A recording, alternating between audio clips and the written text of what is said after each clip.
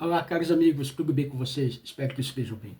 Meu nome é Cláudio César dos Santos, sou emissário do Movimento Benhor Brasil, aqui na cidade de Nova Friburgo, região serrana do estado do Rio de Janeiro. Estamos aqui, gente, para falar da Paraxá. A Paraxá, essa Paraxá a qual estamos. Só um minutinho, tá, gente?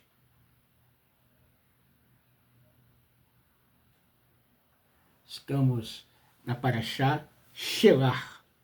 Paraxá Shelar ela é a quarta Paraxá do ciclo anual de Paraxá, é a quarta Paraxá de Bamidbar, a 57ª Paraxá do ciclo anual de 54 Paraxá da Torá, e nessa Paraxá temos 119 versículos.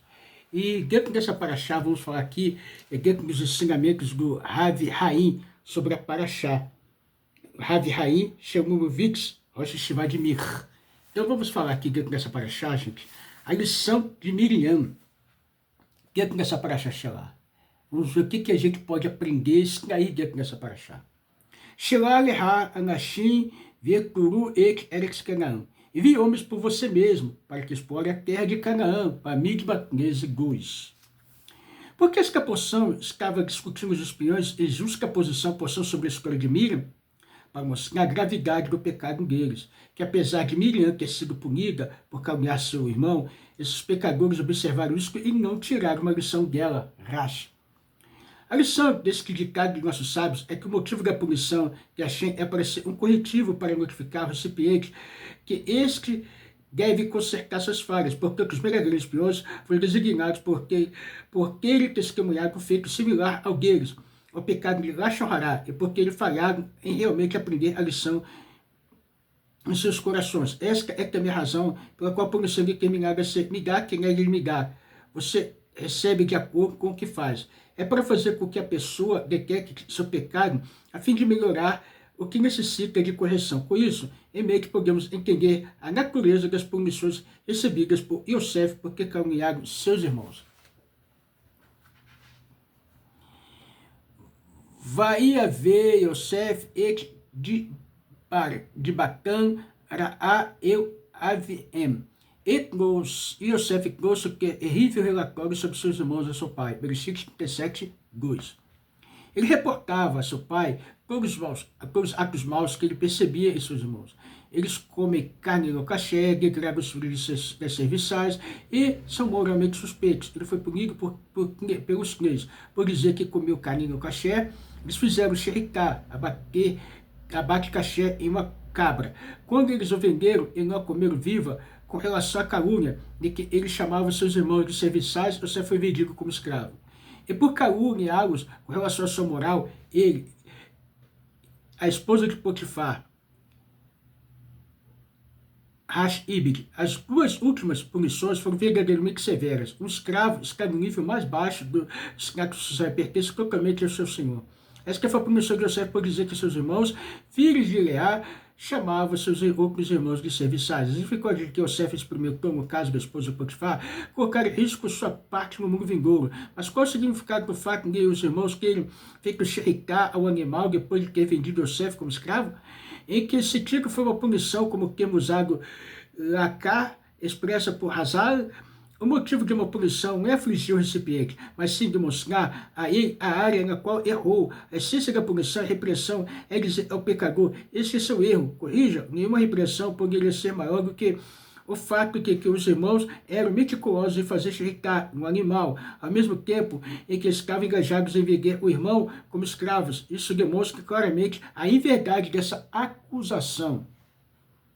Uma vez que o propósito não é o de apenas afligir o recipiente, mas para repreendê-lo, nós encontramos com frequência que a escolha de punição feita por Hashem é no sentido de beneficiar a pessoa que a recebe, mesmo que seja na forma de morte do pecador, apesar de não mais ser útil para retificar os erros cometidos, serve como uma lição e lembrete para aqueles ao redor. Os Meraglim, enviados por Moshe, foram punidos como a praga que os levou à morte, como diz a Torá, os homens que caluniaram a terra morreram em uma praga diante de Hashem, Bamidbar 14, 37. Isso explica que a natureza da morte dessas pessoas, eles morreram de forma que convinha a eles. Migá, quem é de Migá? Eles pecaram com as suas línguas e, consequentemente, suas línguas saíram de suas bocas e chegaram aos estômagos, com vermes entrando e saindo das mesmas. É por isso que o verso diz, diante de Hashem, o que quer dizer? Pela maneira com qual Hashem inflige punição. Migá, quem é de Migá?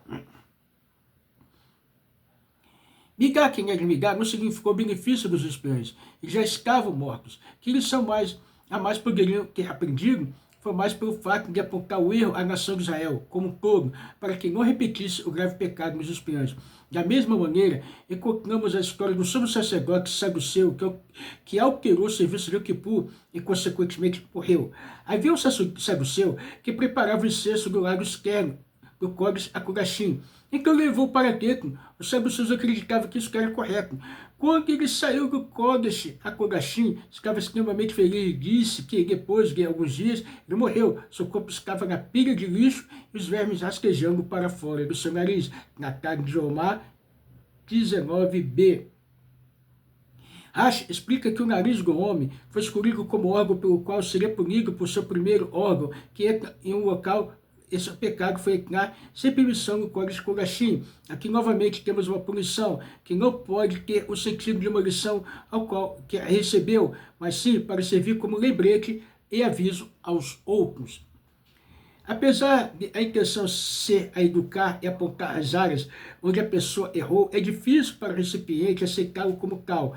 É humano racionalizar e explicar expressamente, mesmo que uma pessoa seja forçada a admitir que está sendo punida. Ela prefere atribuir isso a outro pecado, não aquele pelo qual recebeu a punição. Conta-se uma história sobre a esposa de uma famosa personalidade da Torá, da geração anterior que discordava de seu marido, com relação ao pretendente, a genro. O noivo em potencial era um dos maiores estudiosos da Torá de seu tempo, mas ele mancava. Isso desagradava a futura sogra. Na manhã, ela trazia um copo de leite ao seu marido frágil, antes da tefilá. Escorregou, caiu e quebrou a perna. Pobre de mim, ela disse, eu pequei por forçar meu marido a tomar o leite antes da tefilá.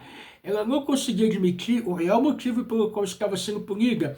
Eu substituiu por um ato de virtude. Hazal pinta diante de nós um quadro vívido que um homem claramente ciente da razão de sua morte iminente, mas não disposto a admiti-la, faz um esforço bastante grande de negá-la, mesmo no momento da verdade. Hananiah ben Azur era um falso profeta que viveu no tempo de Irmiarro.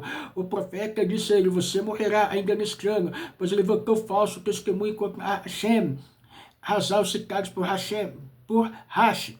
Naquele ano, na véspera de Rosh Hashanah, Hananiah ben Azur morreu e excluiu seus filhos. Não me enterre até depois de Rosh Hashanah, a fim de que digam, a profecia de Irmiarro era falsa. Veja, Rashi Irmiarro 28:17. Aqui temos um homem, aqui foi mostrado da forma mais lúcida e vívida possível, que sua profecia era um grave erro. No entanto, ele lutou para encontrar uma forma de provar que Irmiarro estava errado.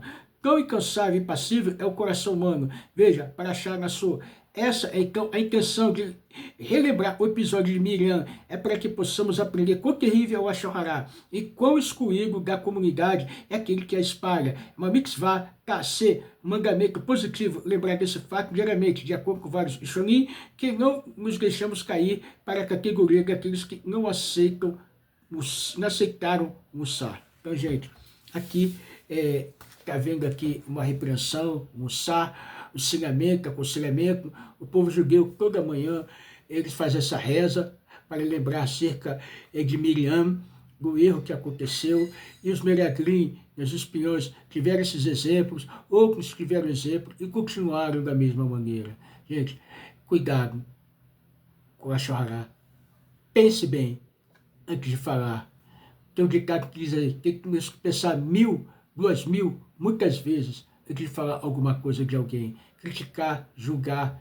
Gente, se não for para,